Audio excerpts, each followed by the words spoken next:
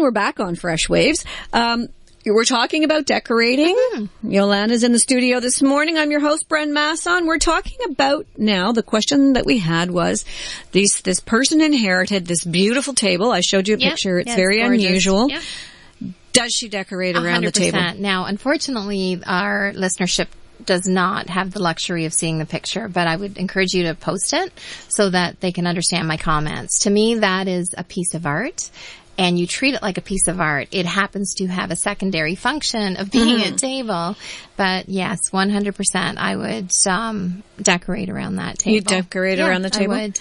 So what about other features? I mean, there's certain things you go to do a renovation, you look at your house and you think, okay, I want to make this. Update, right? Mm-hmm. But there's certain pieces that you can't part with. No, there is. For whatever reason. And anyone who knows me, I love working with pieces that people have collected over the years because I know they truly mean something.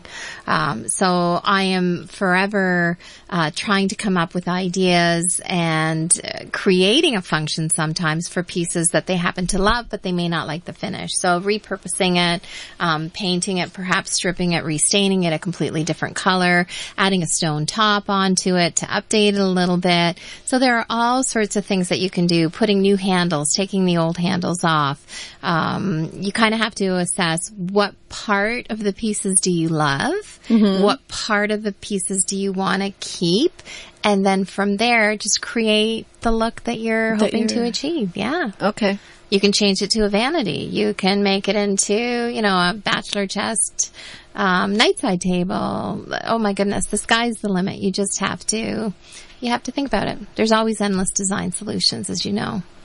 Okay. And sometimes, like we've said before in the past, it's worth your while to maybe hire someone like you to give you a clearer picture of what you can and cannot do. And I love hearing the history of the piece too. To me, that's very special. It's a gift, is how I see it when I'm hearing the stories, and I see people light up when they tell me what the background of a piece or a picture or a lamp is. So yeah, no, I love incorporating it into a design.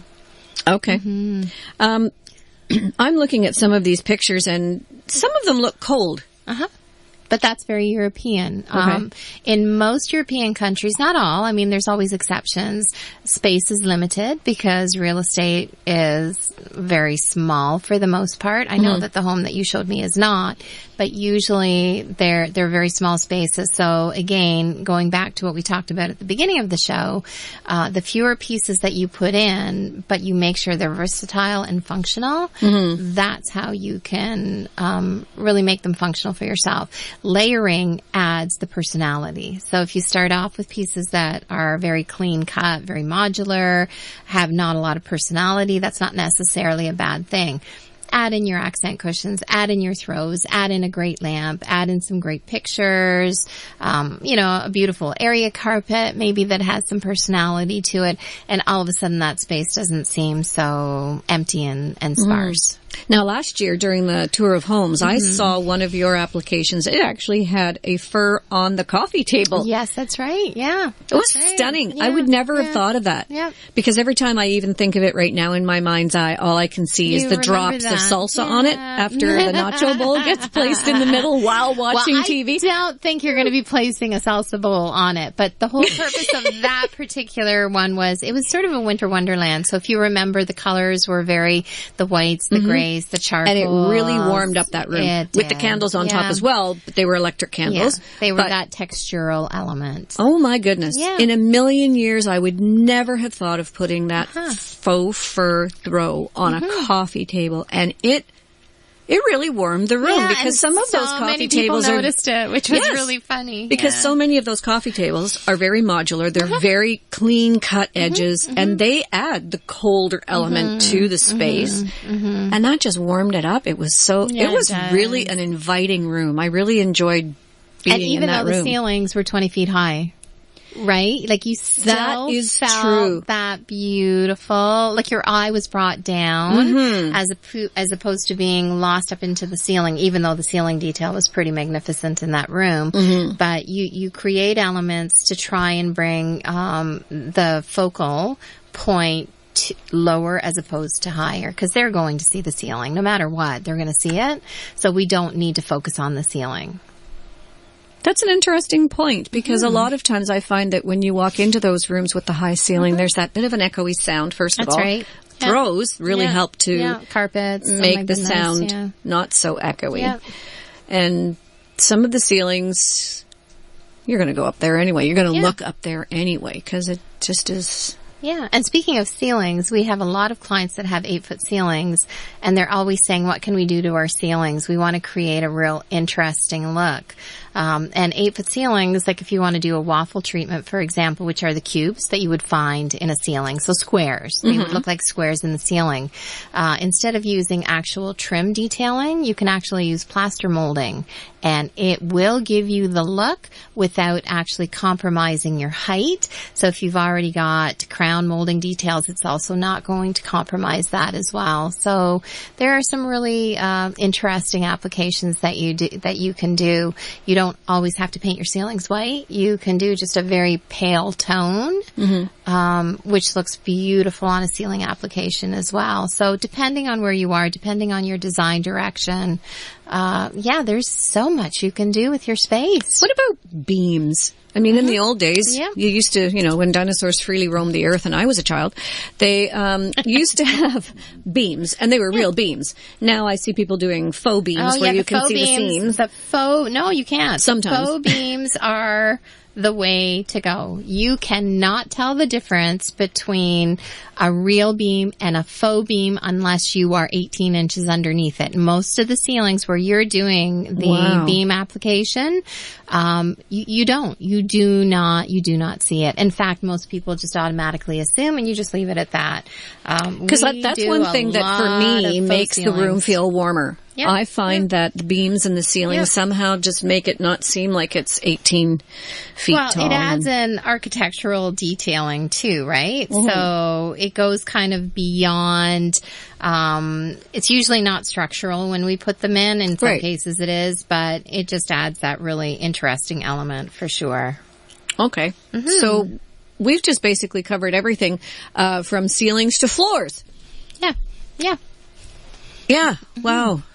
Especially on those big, tall ceilings. I think it's nice to have something up there. But like you said, it's nice also to... ceilings, right? It's also nice to draw your eye down to where everybody's sitting, kind of thing. Yeah, and the other thing that we've been doing lately, too, which is really wonderful. So if you have a higher ceiling, usually something that has a peaked ceiling to it, what you can also do to take away from the height is you can create... horizontal elements that are painted out the same color as the ceiling to give you, again, another design element. But it also helps to kind of bring your eye to a point where it's not going up, 20, 25 feet. Right. So there's some really cool applications to do there, too. It's funny you're asking all these questions because I have pictures of everything. You do. And it's interesting, too, because, sometimes...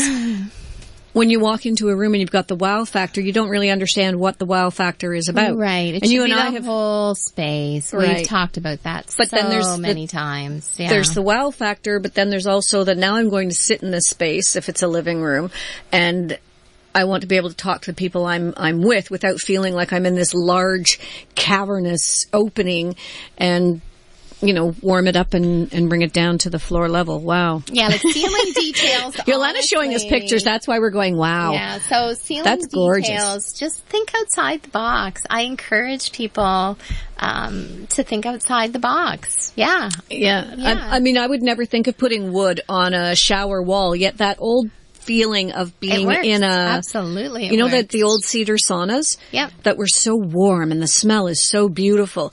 There's no smell in a porcelain bathroom unless you put essential oils on the wall. Yep. But let me tell you, the look gave you that same feeling. It's the warmth, right? And this is something that we will do in another show, is talking about the teeny weeny, tiny small spaces and how to make them look not so small. Like if you can see in this picture with the door open, this is a complete glass wall for the shower. There's no step up or step down because it's just the slanted floor. You can't even tell it's slanted, and it has the trough at the end where the water runs out, and a sink. And this is a really interesting bathroom because you don't see that here normally without a toilet in it. Yet it's what do you really want to do in the morning? The toilet's down the hall. If you want it, go down there and use it. And it was really fun. It was one of those ones that you and I have seen at your showrooms before where you could spend half an hour trying to figure out how it works. But you need that space to have a shower and get ready in the morning.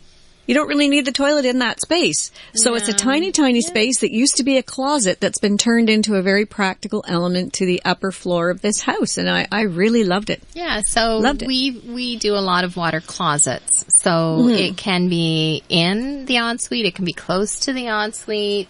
It just, again, it's a privacy thing too. I think people do like the fact that they can close the door. Especially if you're married or you have, if there's more than one person living, it is uncomfortable to have someone walk in. Yeah. So we're finding a lot of people do like that. So to your point, you can still create your ensuite haven, but you can also have a separate little toilet room as well. Mm-hmm. Mm-hmm. And it's very interesting. Plus the fact that the toilets now are so crazy looking. I mean, you can get the most insanely designed toilets. So we're going to have a show in the wintertime that's going to be all about bathrooms, just because bathrooms are such an integral space. And I think it's one of those ones that the real estate agents will say, bathrooms and kitchens. If you're going to renovate, those are the ones that you do. And it makes a huge difference on reselling the home. Yeah, 100%. Don't you think? You get 100%. your money's worth out of a redone bathroom, don't you? Kitchens and bathrooms and floors are huge for resale, because if they're already done, the future or the potential homeowner or home buyer can picture himself immediately moving into that space and setting up their own home. If they have to start thinking, oh, you know what, now we have to budget X number of dollars for flooring. Painting is nothing, because most people do paint, but to have a kitchen that's been remodeled, an ensuite that has been remodeled, and of course the flooring, it goes a long way. Yeah. Okay, we have to take a little break, and when we come back, we'll continue our conversation with Jolana. We're talking about decorating. If you have any questions, drop us a line on Facebook. Freshwaves at Whistle FM. We're also on Twitter at Freshwaves Radio. Okay, and you can also email me, Bren at freshwaves.ca. We'll be right back with more decorating. Stay tuned. Hey, I'm whistling. Would you like to whistle too? Whistle FM is looking for a few good volunteers. Come and join our team and learn a new skill. We're looking for producers, show hosts, and even people to help out around the station. Learn something new and meet new people. Email us at admin@whistleradio.com or drop by the station behind Stillville Fine Furniture. We hope to see you soon. Claudio here with KnowledgeFlow.ca. If your family has been the victim of cybercrime, cyberbullying, or malicious privacy abuses, you're not alone. It's happening every day and sometimes carries tragic consequences, as we've seen in recent news. What's the solution? Don't internalize it. If it's an urgent issue, call the police immediately. If, however, you would like professional advice, you can confidentially email report@knowledgeflow.ca and get some ideas for dealing with social media, instant messaging, webcams, hacking, identity breaches, etc. Remember to visit knowledgeflow.ca on Facebook and potentially arrange a seminar for your community center, your school, or your Board of Education.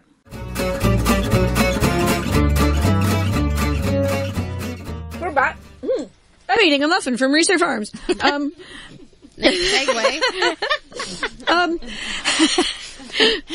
Cheryl McLean, who is going to be with us on the second hour, has just showed up, and we're going to talk a little bit about decorating for those snowbirds, those people who, unlike Cheryl, who has moved to Costa Rica, other people just go for 6 months and come back. Yes. They forget about the rainy season and leave it down there and come back up here, or whatever.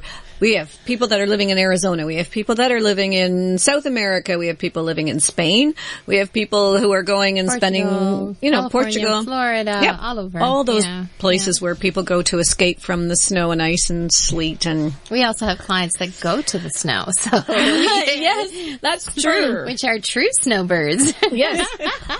So, you have a beautiful house in Costa Rica. Welcome, Cheryl. Thank you. We love having you here. We usually talk about writing, which we're going to be doing in the second hour, and the whole concept of going someplace else to write and all that kind of stuff.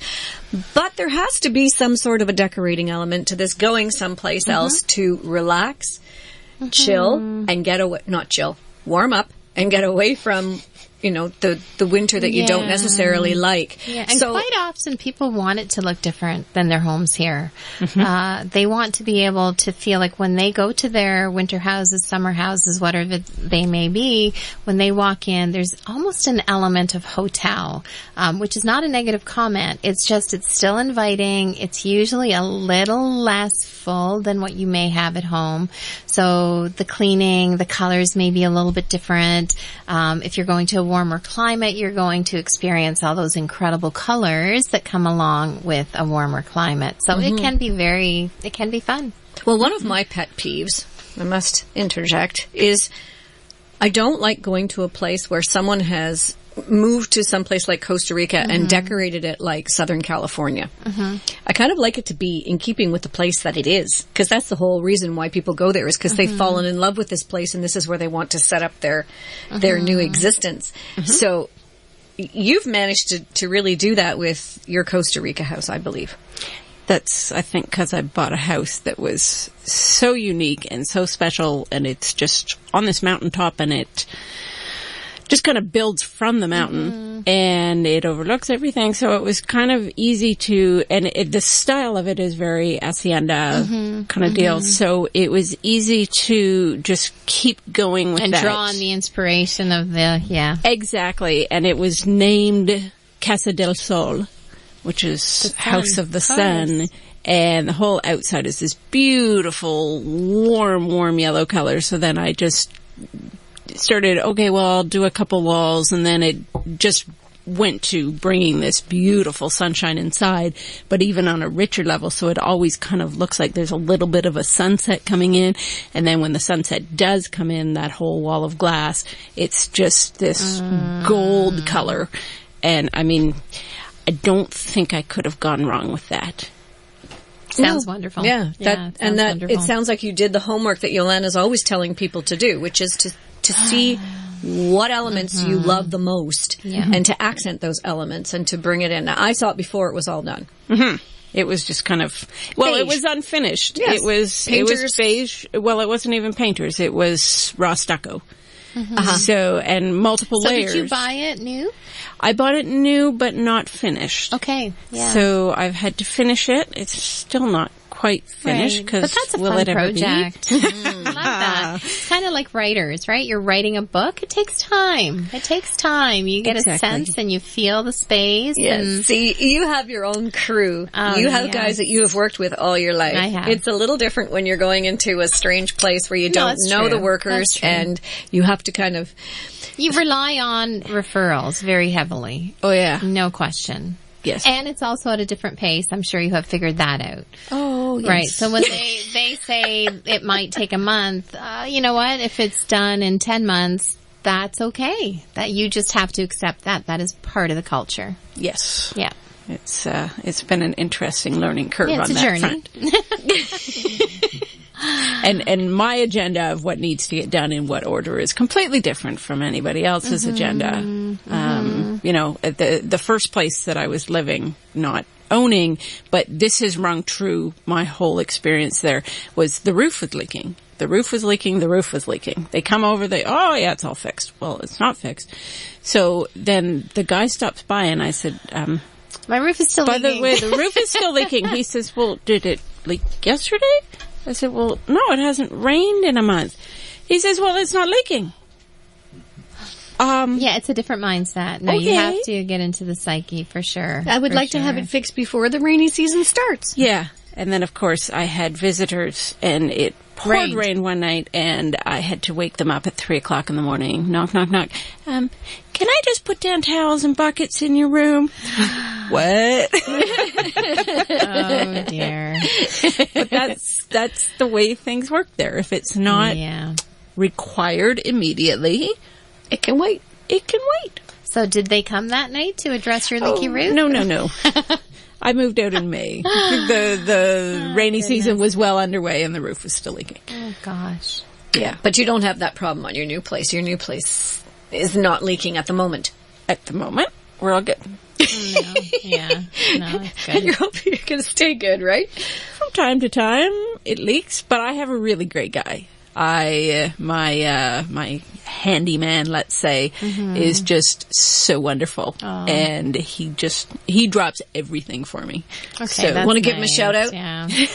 Gamma. Does he come to Canada? We're looked into that. Of people in this area that are looking for handyman. It's really difficult. It's really difficult. It is. And if you don't have a whole whack of stuff for them to do, they won't even bother coming. No, because it's too expensive, right? Yeah. And they don't want to do little things. They want to do a project. Which, I mean, I do understand that. What I typically will say, like, for example, up in Ballantrae, which, we love the area, there are actually now residents that's what they did. They would have been contractors, for example. So they've actually set up these little businesses where they can offer that handyman application because it is within a 5-minute range. So now all of a sudden, you're not driving an hour to do a half an hour, job. And who is going to be okay with billing for 2 hours because you've got time, materials, a vehicle, and equipment, right? So we just had some plumbing done at the house. I do understand. I was shocked. He says, okay, it's going to be a minimum of an hour and a half, and this is what my rate is for an hour and a half. And there's this charge, that charge. Oh, and there's an equipment charge. And I said, what do you mean an equipment charge? Because he said, he's had we're to going pay to charge you to use the equipment. Yeah. I said, I have a drain crank. You can use mine while you're here. Anyway, at the bill, doesn't matter. My husband looked at it and said, he phoned him and he said, I'm not paying this. It was $125 or something for equipment charge. And he said, I can go over to Home Depot and buy the piece of equipment for less money than this. So, but the point of it is they come with the equipment to the appointment and you're not wasting another day to go to Home Depot to rent it. So I will highly stand behind anyone that does that, because I understand it. Being in it day in and day out, because we do renovations, if we're relying on a homeowner to have a piece of equipment on a certain day and we get there and it's the wrong equipment or the equipment is faulty or it doesn't work, when a contractor comes with his own equipment, he is looking after it, he's maintaining it, he's making sure it is in good working order. So I may sound a little bit, but I stand behind any contractor. I get an award for being your best student. Before they came, I told them what the problem was. I sent them photographs of what it was. He arrived and said he doesn't have the right part. I almost wanted to, and I'm paying for this, and then I'm paying for him going up and down and back to his van, spending 20 minutes, back out to his van. It was not a nice situation. And that's actually a good learning curve for you, because never the next hire somebody that you hear of on the Facebook, because that's where I got him. I actually went to the Stouffville Bulletin and looked through all of the postings looking for a plumber. Can anyone make suggestions? And I went to one of the ones that was suggested.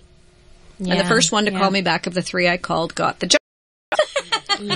Next time that ain't going to be the way it is. It is difficult because, again, you're coming into the busiest season for contractors. So sort of June on is so busy for them because they are trying to accommodate those clients that they've probably started working with, in January to have everything ready for the holidays. So yes, I'm all there for you guys out there. I understand. So what do you suggest if somebody has a bunch of odd jobs, small fix-it type jobs? What do you suggest to them? And they live further out. It's difficult. I don't have a suggestion for you. The only thing I can think of is possibly going into your local Longo's Metro AMP, because people still do use those boards, those bulletin boards. I've seen them. There's an idea. Right? So, or going into your local Chamber of Commerce, and asking, do you have recommendations? And then if you do get a name, you ask for referrals, make some phone calls. So, I mean, there is a process that you should be able to find someone, but I also say, be reasonable in when they can do it. Right. And a lot of these guys are retired. There's a guy in Markham called Hubby for a Day. Yeah, that's it's perfect business. Yeah, and he's retired. That's similar to this gentleman. Up in Ballantrae. Absolutely. Yeah. And that's what you need, is you need somebody who can do this grunt work that you don't get a chance to do, or that you don't do well. In my case, I don't do well. So, just ask someone else to do it who knows what they're doing. And we've got a retired firefighter at the cottage who again, does these odd jobs, and he's an electrician in his spare time. Yeah, which is great. Perfect. Yeah, it is perfect. Perfect. He won't do any inside work in the summertime. Glass of wine, beer. Hey. Yep. I think in his case it's more like a bottle of rum. But there you go. know what? He says, I don't work in the summertime in inside jobs. So he's going to work in the wintertime and get all my blame him? electrical work Honestly, done. can you blame him? Yeah, summertime's way too short, as we just said. Anyway. That's when you go to Costa Rica for the winter. Right. Then you have something to look forward to. You're going to leave your email, right? Airbnb, maybe? Just saying. Well, Jolana, the first hour is over and you have to go because you've got contracting work to do and decorating coming out your ears. But we love having you here. So thank you very much for coming in this morning. We look forward to having you on again. I know that next month you may not be able to make the date, but you know what? If that's the case, then we're just going to pre-record you and put you on because next month we're going to be talking about getting ready for Christmas and we need that lead time, right? Yeah, you do. We do. Yep. So we're going to, Thanksgiving is sort of now, and we do have a Thanksgiving show recorded. So if you go on the website at freshwaves.ca, you can look up past shows and see Jolana's Thanksgiving suggestions. But we will be talking next month about getting ready for Christmas because it's that time of the year. The most wonderful time of the year as far as I'm concerned. So I love it. I do too. It's a lot of work, but it's really fun. It's really fun. Yeah. Anyway, coming up in hour number 2, we've got Cheryl, and we're going to be talking about Costa Rica and going away to some place to try and figure out how to finish your book or life or whatever it is you're working on. And maybe it's both. Maybe it's the book of your life, which is just a whole other topic altogether. Anyway, you're listening to Fresh Waves. I'm your host, Bren Masson. We're going to take a quick break, and when we come back, we'll be talking with Cheryl about Casa Mismac. Stay tuned.